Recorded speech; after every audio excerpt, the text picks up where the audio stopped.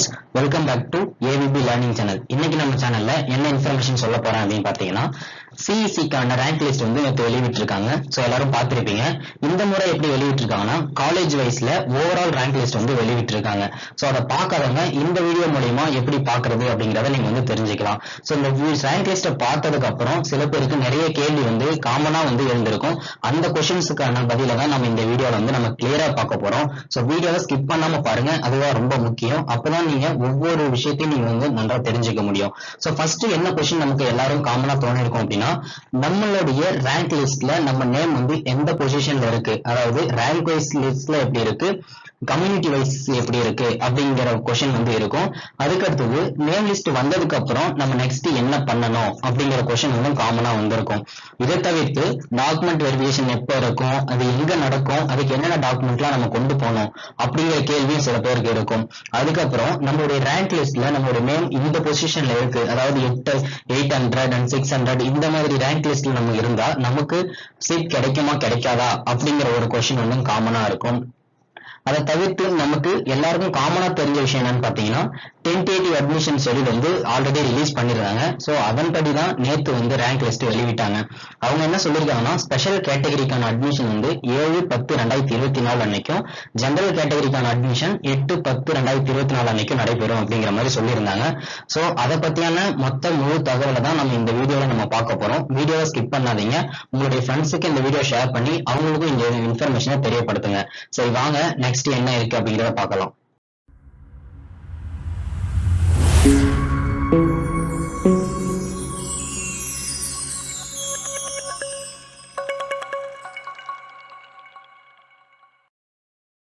Rank list வந்து இந்த மாதிரி தான் ஷோ ஆகும்.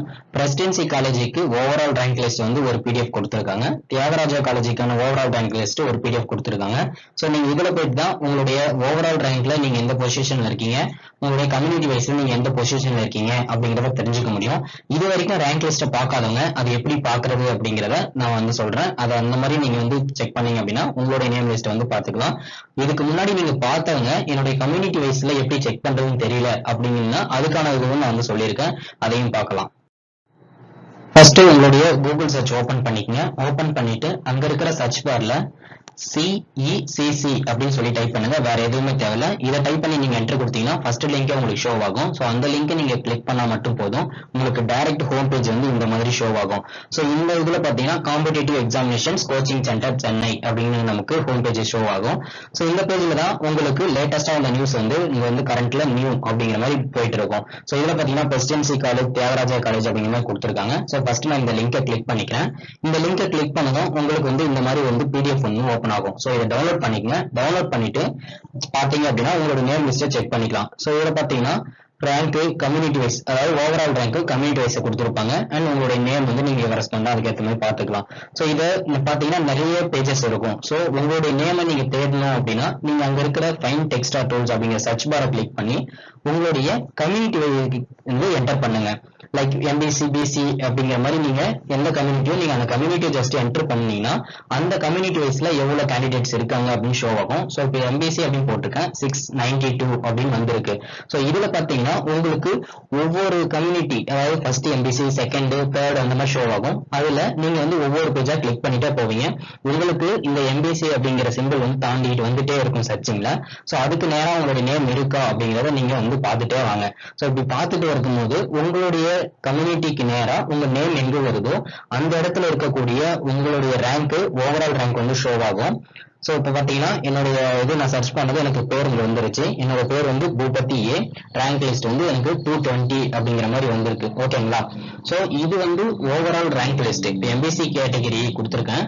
ஆனா இது ஓவரால் ரேங்க் லிஸ்ட்ல 220ல இருக்கு. கம்யூனிட்டி வைஸ்ல பாத்தீங்கன்னா இங்க மேல பார்த்தா தெரியும் 65 அப்படின்னு ஷோ ஆகும். சோ இதுதான் என்னுடைய community wise rank list. So நீங்க ரேங்க் லிஸ்ட் ஆல்ரெடி பாத்துறவங்க கம்யூனிட்டி எப்படி செக் பண்ணணும் அப்படின்னா நீங்க இந்த மாதிரி செக் பண்ணிக்கலாம். இதே மாதிரி தியாகராஜா காலேஜ் அந்த லிங்க் நீங்க கிளிக் பண்ணீங்கன்னா அதுக்கு ஒரு PDF வந்து ஓபன் ஆகும். சோ நீங்க அந்த PDFல இப்ப எப்படி சொன்னோம் அதே மெத்தட்ல நீங்க சர்ச் பண்ணீங்க அப்படின்னா உங்களுடைய கம்யூனிட்டி வைஸ் அண்ட் ஓவரால் ரேங்க்ல நீங்க எந்த ரேங்க்ல இருக்கீங்க அப்படிங்கிறது தெரிய வரும். சோ இந்த மாதிரி தான் நம்ம வந்து ரேங்க் லிஸ்ட்டை செக் பண்ணணும். சரி, அடுத்தது என்ன பண்ணலாம் அப்படிங்கறத நம்ம சொல்றேன் பாருங்க.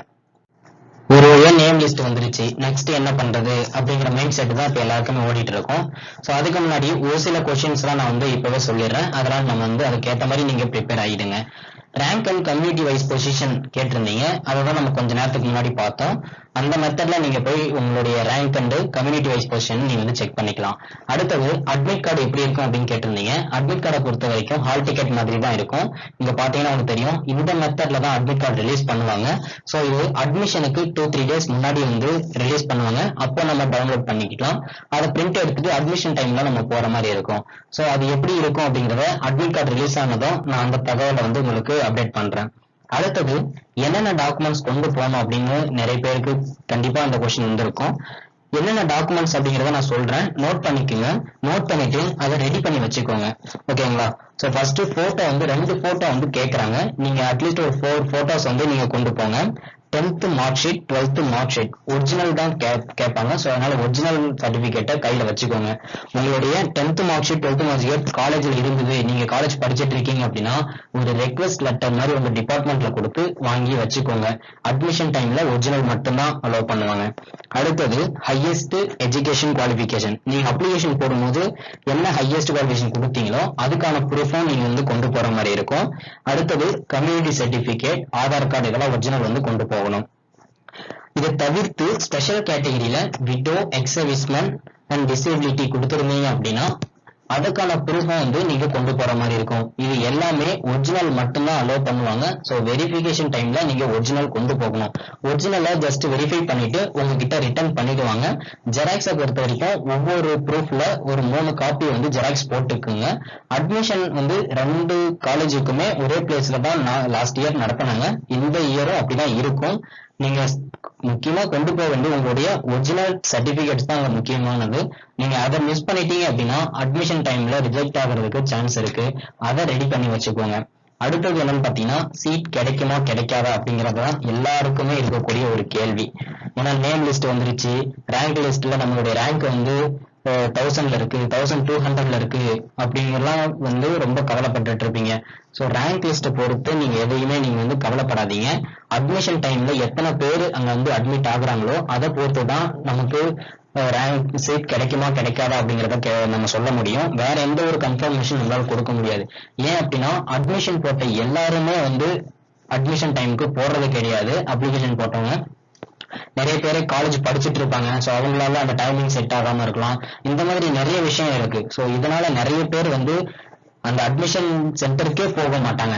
அடுத்தது அட்மிஷன் போறவங்க சில பேர் சர்டிபிகேட்ஸ் இல்லாம இருக்கலாம், ஒரு சில ஒரிஜினல் இல்லாம இருக்கலாம். அதனால சில பேர் வந்து ரிஜெக்ட் ஆவாங்க. நிறைய மாதிரி ஃபார்மாலிட்டிஸ் இருக்கு. சோ அதனால நீங்க எதை பத்தியும் வரி பண்ணிக்காதீங்க. நீங்க டாக்குமெண்ட்ஸ் ப்ரிப்பேர் பண்ணி வச்சுக்கோங்க. அட்மிஷன் டைம் நமக்கு ரொம்ப தூரத்துல இல்ல, இன்னும் ஒரு 10 நாளுக்குள்ள நமக்கு என்ன நிலவரம் அப்படிங்கிறது தெரிய வந்துடும். அட்மிஷன் டேட்டு டைமு எல்லாமே அட்மிட் கார்டுல இருந்துடும். அட்மிட் கார்டு வந்ததும் நான் அதுக்கான அப்டேட்ஸை வந்து உங்களுக்கு கொடுத்துட்றேன். ஓகேங்களா? அடுத்தது நேட்டிவிட்டி சர்டிபிகேட் வந்து தேவைப்படுமா அப்படின்னு கேட்டிருந்தீங்க. லாஸ்ட் டைம் நேட்டிவிட்டி சர்டிபிகேட் கேட்கல, பட் இந்த டைம் வர கேட்கறதுக்கு சான்ஸ் இருக்குமா இருக்காதா அப்படிங்கிறது தெரியல. நீங்க உங்ககிட்ட இருந்ததுன்னா ரெடி பண்ணி வச்சுக்கோங்க.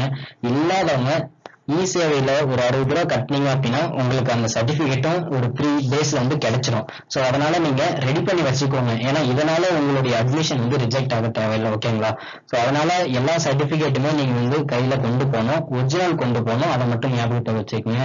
எல்லாத்தையும் முன்னாடியே ரெடி பண்ணிட்டீங்க அப்படின்னா அட்மிஷன் டைம்ல வந்து உங்களுக்கு எந்த ஒரு பதட்டமும் இல்லாம நீங்க ரிலாக்ஸா இருக்கலாம்.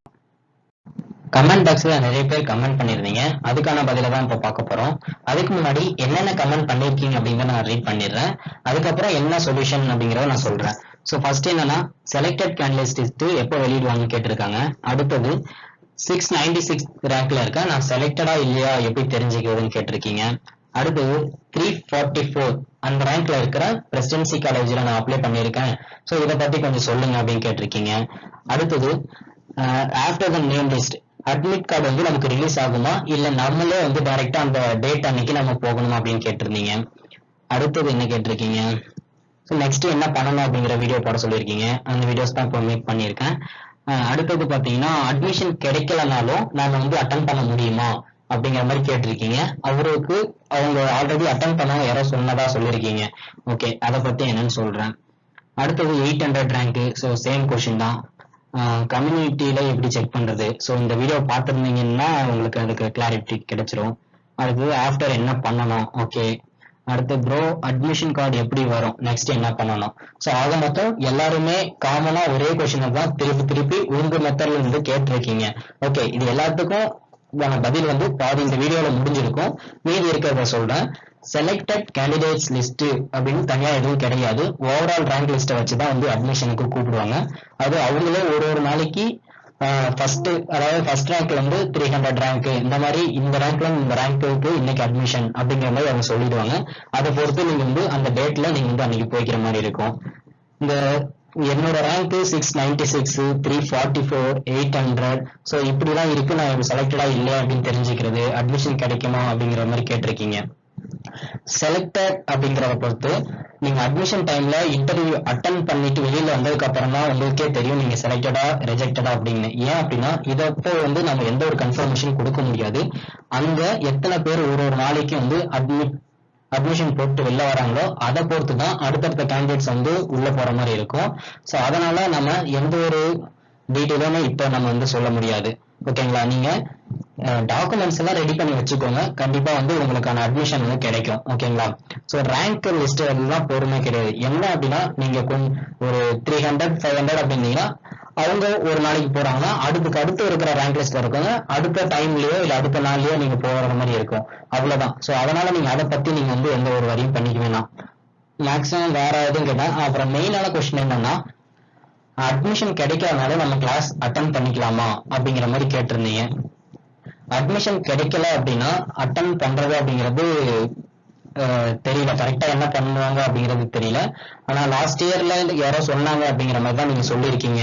அவங்க எந்த ப்ராசஸ்ல அவங்க வந்து இந்த மாதிரி அட்டன் பண்ணாங்க அப்படிங்கிறது தெரியல. அட்மிஷன் போட்டவங்களுக்கு மட்டும்தான் ஃபர்ஸ்ட் வந்து அவங்க ப்ரெஃபரன்ஸ் கொடுப்பாங்க. அட்மிஷன் கிடைக்காதவங்க இன்கேஸ் எனி சப்போர்ட்ல வந்து அவங்க வந்து அதை அட்டன் பண்ணிருக்கலாம். ஓகேங்களா, ஸோ அதை பத்தியான டீட்டெயில்ஸ் வந்து தெரியல. அடுத்தது ஒரு கொஸ்டின் கேட்டிருந்தாங்க, கோச்சிங் வந்து ஒர்க்கா இருக்குமா, எப்படி இருக்கும் அப்படின்னு. நீங்க ஃபர்ஸ்ட் நோட் பண்ணிக்க வேண்டியது என்னன்னா, எங்க நம்ம கோச்சிங் கிளாஸ் போனாலுமே நம்ம என்ன பண்றோம் அப்படிங்கறத பொறுத்து தான் நம்மளுடைய பர்ஃபார்மன்ஸ் வந்து வெளியில வரும். சரிங்களா, ஸோ இது கவர்மெண்ட் கோச்சிங் கிளாஸ். அவங்க என்ன பண்ண முடியுமோ அவங்க அவங்களால பண்ணுவாங்க. ஸோ அதுக்கப்புறம் நம்ம அதை பொறுத்து நம்ம வந்து நம்ம அதை எப்படி யூஸ் பண்ணிக்கிறோம் அப்படிங்கிறத பொறுத்து தான் இது வந்து ஒர்த்தா இல்லை அப்படிங்கிறத நம்ம சொல்ல முடியும். ஸோ எல்லா இன்ஸ்டியூட்டுமே அவங்க கோச்சிங் வந்து கொடுத்துட்டு தான் இருப்பாங்க. நம்ம அது எப்படி எந்த மெத்தட்ல நம்ம எடுத்துக்கிறோம், நம்ம வே ஆஃப் பர்ஃபார்மன்ஸ் எப்படி இருக்கும் அதை பொறுத்து நம்ம வந்து சொல்லலாம். ஓகேங்களா, ஸோ நமக்கு கவர்மெண்ட்டும் நமக்கு ஃப்ரீயா வந்து இத 6 மந்த் வந்து கோச்சிங் கொடுக்குறாங்க. அதை யூஸ் பண்ணிக்கோங்க. உங்களுக்கு கண்டிப்பா அது யூஸ்ஃபுல்லா தான் இருக்கும். ஓகேங்களா,